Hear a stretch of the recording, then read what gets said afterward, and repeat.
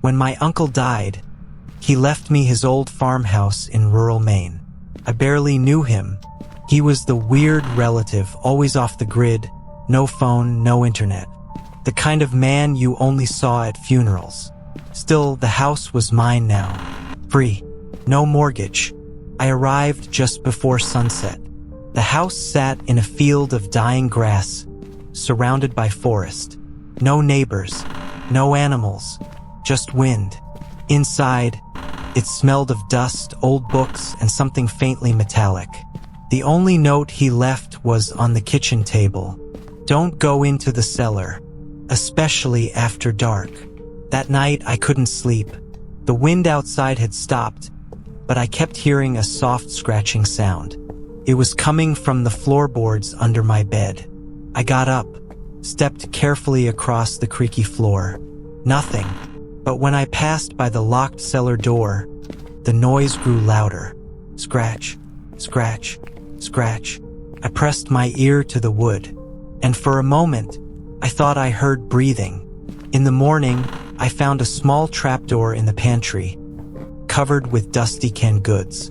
It led to the same cellar mentioned in the note. The padlock was new, but the hinges looked ancient, like something from another century. Out of curiosity and stupidity, I opened it. A gust of cold air rushed up from below. It smelled of damp soil and rust. I didn't go down, just stood there, listening.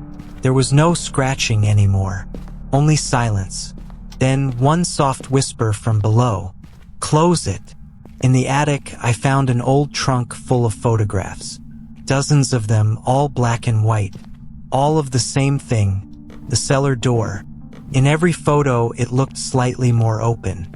And in the last one, something pale and long-fingered was reaching out. Behind that was a torn envelope labeled, "Burial was never enough." Inside was a map of the house.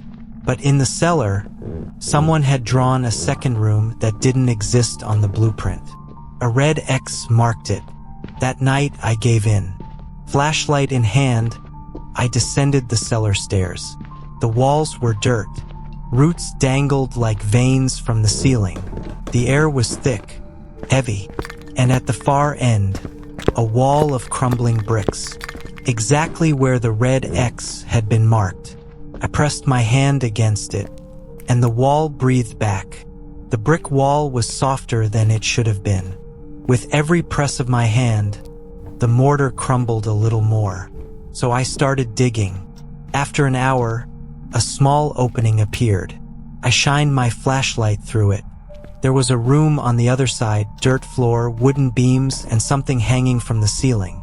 It was a chair, just a chair, but under it were claw marks in the earth like someone had tried to dig their way out. Couldn't sleep. Every time I closed my eyes, I heard voices under the floor. Not words, but whispers layered over each other like static. I poured salt at the edge of the trapdoor, just in case. Around 3 a.m., the light bulb in the hallway exploded, and then came the scratching, but not from below this time, from inside my bedroom walls. The next morning, I found my uncle's old journal tucked behind the boiler. The entries were erratic, paranoid ramblings, drawings of twisted figures with no eyes, pages written entirely backward. But one thing was clear, it wasn't buried, it was fed, and now it remembers. The last page was smeared in dried blood, for words scratched in with something sharp. Don't let it name you. I stayed up with every light on. But at 2:56 a.m., the lights flickered. The cellar door creaked open by itself. I ran to close it, but a voice whispered my name. My real name, one I hadn't told anyone here. I froze. The voice came from beneath the floorboards now, soft and childlike. I remember you. I remember your face when you looked into the hole. I never looked into the hole. Not yet. I should have left. I should have left. But something drew me down one last time. In the second room, the chair was gone. In its place was a shallow pit freshly dug. and something was standing beside it. Tall, skin like wet paper, long fingers, no mouth, just folds of skin where its eyes should be. It opened its hand. Inside was a photo of me, taken from the hallway, last night. Then it pointed to the pit. I don't remember climbing in, only the cold. Now I dream of soil, of walls pressing in, of others buried nearby, whispering their names over and over. I tell them I did. Asterisk. But the house didn't let me. Not really. And if you're reading this, check under your bed. You'll hear the scratching too.